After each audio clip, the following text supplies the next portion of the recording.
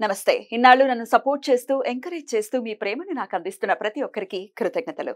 అలాగే ఈ వీడియో కూడా ఖచ్చితంగా మీకు ఉపయోగపడుతుంది. లైక్, షేర్ అండ్ సబ్స్క్రైబ్ చేసి మీ సపోర్ట్‌ని నాకు అందించండి. అలాగే ఈ వీడియో పట్ల మీకున్న అభిప్రాయాన్ని కామెంట్ సెక్షన్‌లో కామెంట్ చేసి తెలియజేయండి. ఇప్పుడు వీడియోని చూద్దాం. నమస్తే. Welcome to our channel. నేను పద్మిని. ప్రస్తుతం మనతో పాటు స్రవంతి గారు ఉన్నారు. మాట్లాడదాం. అక్క నమస్తే అక్క. నమస్తే పద్మిని. అక్క కొన్ని అంశాలు నిజంగా మాట్లాడటానికి చాలా బాధాకరంగా అనిపిస్తుంది. కానీ ఖచ్చితంగా అవగాహన తీసుకురావాలి. ఇట్లాంటి మృగాల మధ్యన మనం ఉన్నాము. మన పిల్లల్ని ఎలా మనం రక్షించుకోవాలనే అంశం మీద ఖచ్చితంగా మాట్లాడాలి. అయితే ఒక యూట్యూబర్ ప్రణీత్ హనుమంత్ చేసినటువంటి వీడియో ఏదైతే ఉందో అది యావత్ ఇప్పుడు భారతదేశం మొత్తం కూడా వినపడుతుంది. అందరూ పెద్ద వాళ్ళందరూ దీని గురించి స్పందిస్తున్నారు. ఒక తండ్రి అయ్యి ఉండి ఒక పసి పాప తన మీద అట్లాంటి ఒక కమెంట్స్ వాడు చేస్తున్నాడు, వాడి ఫ్రెండ్స్ చేస్తూ ఉన్నారు. రకరకాల దరిద్రమైన కమెంట్లు. దరిద్రం అనేది చాలా చిన్న వర్డ్. వాడు ఏం మాట్లాడాడు అనేది మనమైతే మన నోటితో చెప్పలేం. మగవాడు కూడా చెప్పలేడు. మగవాడు కూడా సిగ్గుపడతాడు అట్లాంటి మాటలు. మరి వీడు ఏ జాతికి సంబంధించిన వ్యక్తో తెలియదు. మరి వీడు మాట్లాడిన మాటలు డెఫినెట్ గా చాలా మందిని తీవ్ర దిగ్భ్రాంతికి గురి చేసి ఉన్నాయి. ఎటుపోతోంది ఈ సమాజం అనే అంశం మీద ఆలోచిస్తే కనుక డెఫినెట్ గా చాలా బాధాకరం. దీన్ని మీరు కూడా చూడడం జరిగింది. ఒకసారి చెప్పండి అక్క, మీ స్పందన ఏంటి? నేను నిన్న టీవీ చూస్తున్నప్పుడు మామూలుగా ఈ పనులలో కొంచెం బిజీ అయ్యి ఫోన్కి దూరంగా ఉన్నాను. టీవీ చూస్తున్నప్పుడు రేవంత్ రెడ్డి గారు స్పందించారు అనేది చూసినప్పుడు ఇమీడియట్గా అసలు ఏమైంది, అసలు విషయం ఏంటి అనేది నీకు తెలుసు కదా, నాకు కొంచెం ఇంట్రెస్ట్ ఉంటుంది ఏంటి అసలు అనేది చూస్తే అవాక్కైపోయాను పద్మిని. నేను అసలు మాట్లాడలేకపోయాను కాసేపు.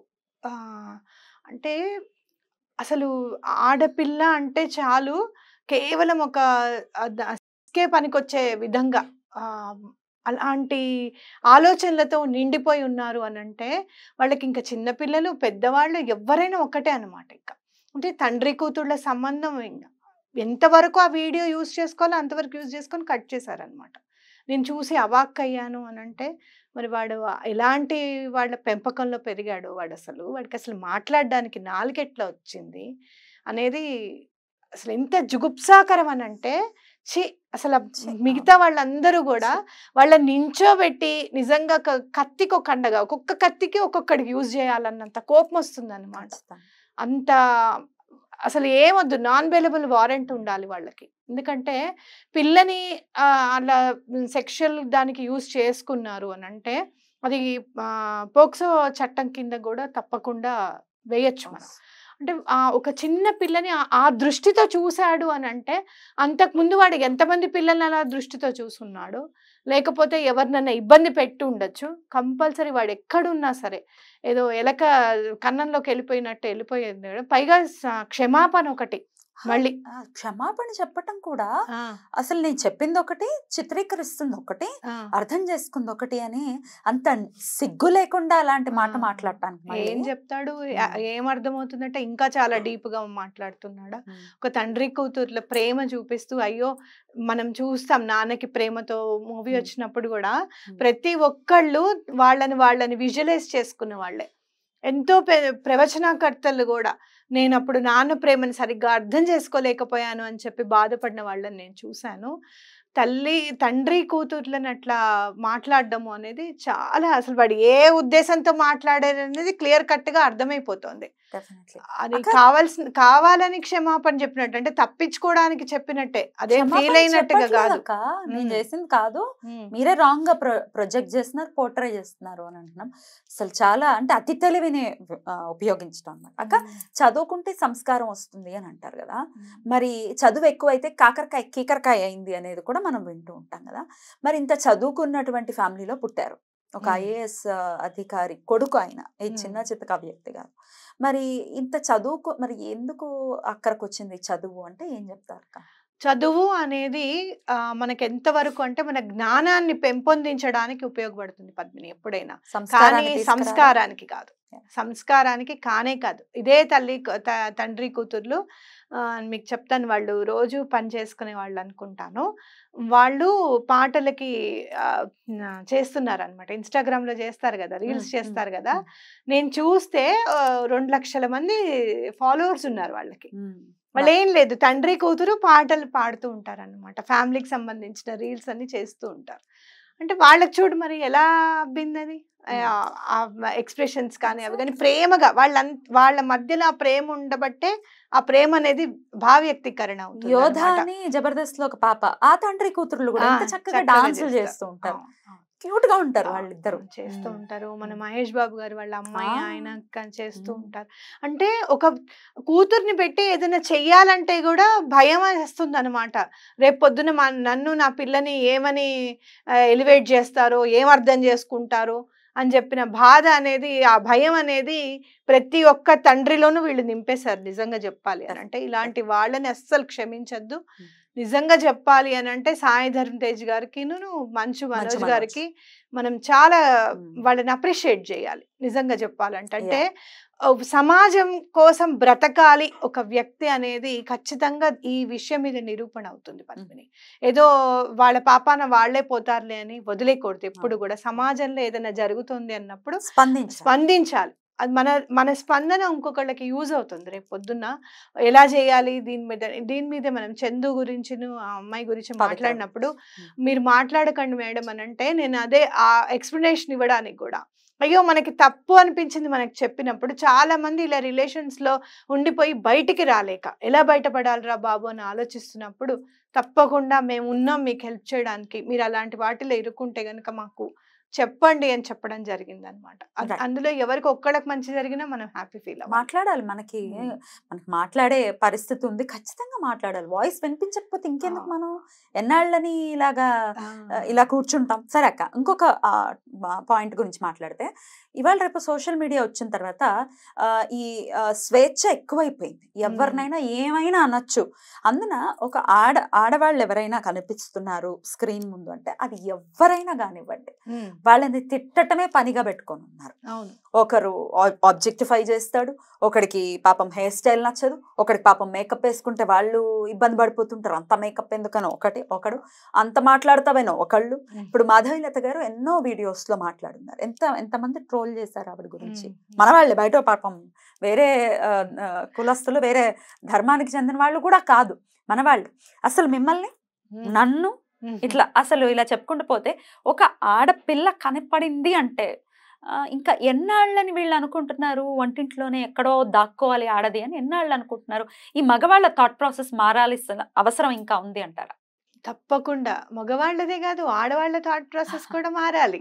ఎందుకు అనంటే వాళ్ళు ఏమనుకుంటారు అనంటే వాళ్ళలాగానే వాళ్ళ ఆలోచనలకి తగ్గట్టుగా మనం ఉండాలి, మనం రెడీ అవ్వాలి అని అనుకుంటారు అనమాట. వాళ్ళకంటూ సొంతంగా కొన్ని, మనకంటూ ఒకటి ఉంటుంది. ఇప్పుడు నాకు తయారవడం ఇష్టం. మీరు ఎక్కడైనా చూడండి, మీరు పెళ్లికి వెళ్ళనివ్వండి, లేకపోతే ఏదన్నా వెళ్ళనివ్వండి, నేను ఇలానే రెడీ అవుతాను. మొదటి నుంచి ఇంతే నేను. అదేదో మ్యారేజ్ అనే వరకు అలా ఇంకో కొంచెం రెడీగా అవుదామా అట్లా అని కాదు, ఎప్పుడైనా నేను ఇలానే రెడీ అవుతాను. అయితే వాళ్ళ అభిప్రాయాలు ఎట్లా ఉంటాయి అని అంటే, మనం రెండు సెట్ ఆఫ్ ఆడియన్స్ ఉంటారు ఇందులో. ఒకళ్ళకేమో మనం బాగా నచ్చి విపరీతంగా ఇష్టపడిన వాళ్ళు ఉంటారు, వాళ్ళు మనం ఎలా ఉన్నా రిసీవ్ చేసుకుంటారు. ఇష్టపడిన వాళ్ళలోనే ఇంకో రకం ఏంటంటే వాళ్ళు ఎలా చెప్తే మనం అలా ఉండాలనుకుంటారు. అదేంటది, మనకంటూ ఒక ఐడెంటిటీ లేదు అది. కాబట్టి అలాంటి దృక్పథం మారాలి. ఇంకోటి, చిన్న పిల్లలు దగ్గర నుంచి కూడా, చిన్న పిల్లలు అన్నప్పుడు ప్రేమగా వాళ్ళని దగ్గర తీసుకోవాలి. అయ్యో ఎంత చక్కగా తండ్రి ముందు దండిస్తాడు ఈ వీడియోలో, తర్వాత పిల్ల వచ్చేసి ముందు నుంచి వచ్చి వెనకకి నుంచి ఉంటుంది. అంటే అది ఏంటి, ముందు తిట్టాడు కదా, ముందు వెళ్ళిపోయి నుంచుంటే అలిగి నుంచింది అనమాట పిల్ల, ముందు తిరగకుండా. మళ్ళీ తండ్రి ఆ అలకని తీర్చి దగ్గరికి తీసుకుంటాడు అని అన్న దాన్ని ఎలా చిత్రీకరించారు అని అంటే, వీళ్ళ చెంపల మీద పటా పటా వేసి కొట్టాలన్నమాట. వాడు దుర్మార్గుడనో దుష్టుడనో అలాంటి మాటలు కూడా రావు. వెధవ అని ఈ మాటలన్నిటికీ రావు. ఎందుకంటే వాడు ముందు మనిషి అని మనం ఒప్పుకోవాలి. దుర్మార్గుడు అని అంటే మనిషిని ఒప్పుకోవాలి, వెధవ అంటే మనిషిని ఒప్పుకోవాలి. వాడిని తిట్టడానికి ఇక మొత్తం అన్ని తిట్లు ఒక గ్రైండర్లే బాగా మిక్సీ చేస్తే ఆ తిట్లనే వాడిని తిట్టాలన్నమాట. ఇంకా ఎందుకనంటే వాడు రేపు పొద్దున వాడి కూతురుతో అలానే బిహేవ్ చేస్తాడేమో. డెఫినెట్ గా థాట్ ప్రాసెస్ ఉన్నవాడు అదే చేస్తాడు. వాడు అందుకనే వాడు అలా మాట్లాడుతున్నాడు, అంతే కదా. కానీ ఇంట్లో వాళ్ళు ఇంత అంటే బాధ్యతాయుతమైనటువంటి పదవుల్లో ఉన్నారు ఇంట్లో ఉన్న వాళ్ళు. వాళ్ళ దృష్టిలో కూడా అంటే వాళ్ళ దృష్టిలో ఖచ్చితంగా పడుతుంది మనం ఇట్లాంటి దరిద్రమైన పనులు చేస్తే అన్న ఇంగిత జ్ఞానం లేకుండా మాట్లాడటాన్ని ఎలా చూడొచ్చు? అసలు అంటే ఏంటి అని అంటే ఎవరైతే మంచి పొజిషన్ లో ఉన్న వాళ్ళ మీద వీళ్ళకి గౌరవం లేదు, అండ్ వాళ్ళు కూడా వీళ్ళని నియంత్రించలేకపోయారు. పెంపకం లోపమే. ఇప్పుడు ఇవాళ ఒక చిన్న తప్పు చేసింది, మొన్న చెయ్యొద్దు అని నేను చెప్పాను నా పిల్లకి, ఇవాళ మళ్ళీ అది చేస్తే నేను ఊరుకోను. మొన్న నేను నీకు ఆల్రెడీ చెప్పాను, ఇవాళ ఎందుకు చేసావు నువ్వు, ఖచ్చితంగా అడుగుతాను నేను. అంటే ఇంకొకసారి ఏమవుతుందో తెలుసా, మన బిజీ షెడ్యూల్స్లో పడిపోయి మన పిల్లల్నే మనము మర్చిపోయే స్టేజ్కి వచ్చేస్తున్నాం.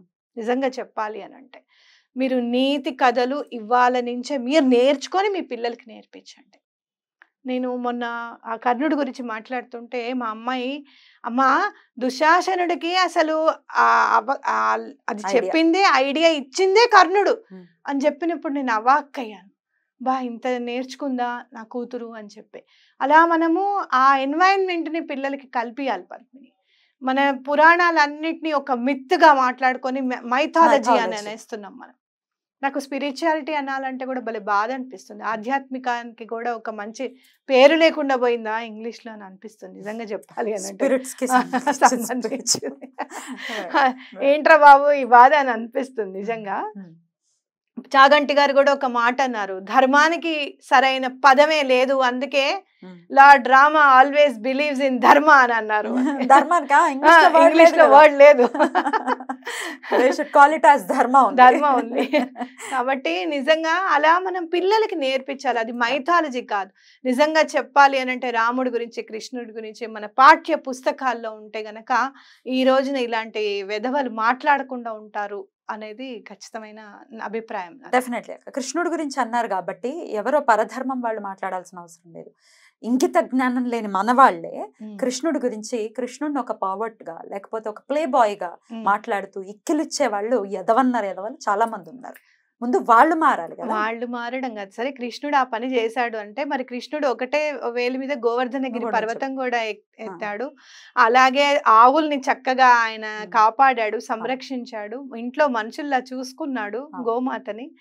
మరి ఎన్నో ఉన్నాయి అలా అవి చెయ్యి. మరి ముందు ఆయనలాగా తల్లి దగ్గర పెరగలే పాపం, ఆయన వెళ్ళి ఎక్కడో పెరిగాడు. ఆయన బ్రతికుండాలి మన కోసం, ఓరో కోసం కూడా కాదు. నిజంగా చెప్పాలి అని ఆయన ఏం చేసినా సమాజం కోసమో లేకపోతే మన కోసమో చేసి ఉన్నారు. అప్పుడున్న ధర్మానికి తగ్గట్టుగా నడుచుకొని ఉన్నారు. ఇప్పుడున్న ధర్మానికి మీరు తగ్గట్టుగా ఉండి ఒక భార్యనే, మరి రాముల వారు ఒక ఏకపత్ని వ్రతుడే, మరి దాన్ని ఎవరు తీసుకోరు, అది ఎవరికి అక్కర్లా. అనుమానించాడు అని అంటారు, అవన్నీ కావాలి. సీతమ్మ వచ్చి చెప్పిందా నీకు నన్ను అనుమానించాడు నాకు బాధగా ఉంది వాళ్ళిద్దరి మధ్య విషయం. సరే, అసలు రాముడు అలా చేశాడు, నీకు నచ్చలేదు, నువ్వు నీ పెళ్ళానికి నువ్వెంత గౌరవం ఇస్తున్నావు చూడు ముందు. ఫస్ట్ చూసిన తర్వాత అప్పుడు చూడని వాళ్ళకో లేకపోతే అలా చేసిన వాళ్ళను నువ్వు వేలెత్తి చూపించే అధికారం నీకు వస్తుంది. కానీ ఈ వెధవల్ని మాత్రం ఎటువంటి పరిస్థితుల్లోనూ రేవంత్ రెడ్డి గారు క్షమించకూడదు. వీళ్ళ మీద ఎటువంటి యాక్షన్ తీసుకున్నారు అసలు వాళ్ళు నిజంగా చెప్పాలంటే కటకట లెక్క పెట్టాల్సిందే. ఎందుకంటే కొన్ని కోట్ల మంది నాన్నల మనసుని గాయపరిచారు, కొన్ని కోట్ల మంది కూతుర్ల మనసుని గాయపరిచారు. సభ్య సమాజం తల్లులు కూడా ఇప్పుడు నేను ఒక ఆడపిల్ల తల్లి, మీరు ఇద్దరు ఆడపిల్లల తల్లి మీరు డెఫినెట్ గా ఆ యాంగిల్లో ఒక్కసారి అలా రాగానే నిన్న అరుణ్ మా హస్బెండ్ కూడా విన్నప్పుడు అసలు నిర్ఘాంతపోయాడు. అమ్మ బాబా ఏంటి ఇట్లా మాట్లాడతారా అని చెప్పి. అసలు అంటే ఆ యాంగిల్లో ఒక థాట్ అలా ఫ్లాష్ లాగా రాగానే భయం వేసింది, బాధేసింది. అసలు ప్రతిదీ వాళ్ళు ఎంత అంటే ఒక రైమ్ ని వాళ్ళ రేపు ఆ రైమ్ గురించి తలుచుకుంటే కూడా వీళ్ళు మాట్లాడారు కదా అని అనిపించేంత దారుణంగా మాట్లాడారు పద్మిని. ఈ వెధవల్ని మాత్రం వదలకూడదు. వాళ్ళు ఎక్కడున్నా సరే లేపుకొని వచ్చి ముందు పటపట 4 తగిలించిన తర్వాతే ఇంకేదైనా చేయాలి. వాళ్ళు దొరకాలి అని చెప్పి నేను నిజంగా యూనివర్స్ కి దండం పెట్టుకుంటున్నా, వాళ్ళకి శిక్ష పడాలి అని చెప్పి నేను దండం పెట్టుకుంటున్నా. డెఫినెట్లీ. రైట్ అక్క, చాలా చక్కగా వివరించారు. స్పందించాలి కూడా, ప్రతి ఒక్కరు స్పందించాల్సిందిగా ప్రతి కూడా మనం ఒక్కళ్ళు చేస్తున్నాం. స్పందించండి. ప్రతి ఒక్కళ్ళు ఓట్ చేస్తారు చూసావా, వీళ్ళని శిక్షించండి, వీళ్ళకి సరైన శిక్ష ఖచ్చితంగా ఉండాలి. వాళ్ళని చూసి ఇంకొకళ్ళు ఎవరు కూడా అలాంటి వీడియోస్ చేయకుండా ఉండాలి. ఎందుకనంటే మీరు చూసే ఉంటారు, ఒక స్కూల్లో డ్రైవర్ హింసించాడు పిల్లని అని చెప్తే, ఆ డ్రైవర్ ని 4 తగిలిస్తే అతను చెప్పిన విషయం ఏంటో తెలుసా, నేను యూట్యూబ్ లో కొన్ని వీడియోస్ చూసి ప్రేరేపితమై నేను అలా చేశాను అని చెప్పాడు. ఎంతో కొంత నిజం లేకపోలేదు అందులో. లేకపోలేదు. కాబట్టి తప్పకుండా మీరందరూ కూడా ఎటువంటి పరిస్థితుల్లోనూ పిల్లలకి అసలు ముందు మనం ఏం మాట్లాడాలి, కామెడీనా అది, నీకు అది కామెడీ కింద కనిపిస్తుంది, అసభ్యకరమైన మాటలు, జుగుత్సాకరమైన మాటలు, నీ పెళ్ళాంతో నువ్వు మాటలాడలేని మాటలు. ఈ వీడియో నేను చేశానని మీ పెళ్ళాలకు చూపించండి, మీ తల్లులకు చూపించండి, వాళ్ళే ముందు చెప్పు తీసుకొని కొడతారు. కరెక్ట్ అక్క, కరెక్ట్ అనా కాదా? ఇలాంటి వాళ్ళని చెప్పులు దండలేసి రోడ్డు మీద అంతా నడిపించుకుంటూ తీసుకెళ్ళాలి, అప్పుడు గానీ వాళ్ళకి బుద్ధి రాదు. డెఫినెట్లీ. శూర్పణఖ కాదయ్యా, శూర్పణఖకి ముక్కు చెవులు కోయడం కాదు, వెదవలకి కొయ్యాలి ఫస్ట్ ముందు. అప్పుడు అయ్యో శూర్పణఖ నేనేం చేశాను, వెళ్ళి వాళ్ళని అడిగి అంతకు నేనేం చేశాను అంటున్నాడు. ఆవిడతో కూడా పోల్చనివ్వదు వీళ్ళని. నిజమే. రైట్ అక్క, థ్యాంక్ యూ అక్క, నమస్తే. నమస్తే.